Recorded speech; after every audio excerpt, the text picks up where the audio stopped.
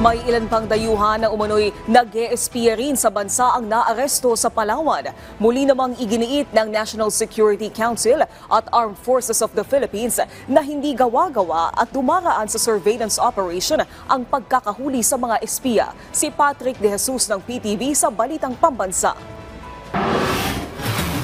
Asahan na mas marami pang maaresto dahil sa pang-espiya kasunod ng pagkakahuli sa umano'y Chinese spy. Sabi ng National Security Council, mayroon pang naaresto sa Palawan na 2 dayuhan dahil sa timbre ng ilang residente sa kanila umanong kahina-hinalang aktibidad kung saan may mga ebidensya ding nadiskubre. Pumupunta sa mga, di ba, for example, mga bases natin, military bases natin, Coast Guard bases, kung nasaan yung mga barko natin, no? Nandun sila sa mga lugar na malapit at naglalagay sila ng mga equipment to be able to record the movement, no, of military personnel. We have seen the extensive operations that they have been doing in the Philippines, and slowly we are able to disrupt and to stop all of these activities in our country.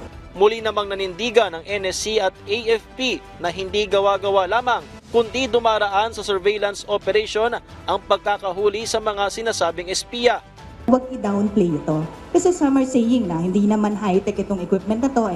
But what matters is the data that is being taken and how it's gonna be used. Kinakalungkot natin yung sinabi ng Chinese Embassy at ng Chinese Foreign Ministry na lahat lang daw ito ay baseless accusations, lahat daw ito ay walang katuturan at paninira lamang. This was a case build-up. No? Hindi naman po tanga ang ating kapamahalaan.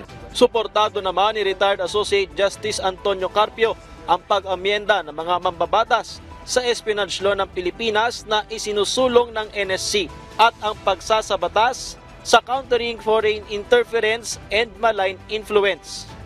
We are now in the cyber age.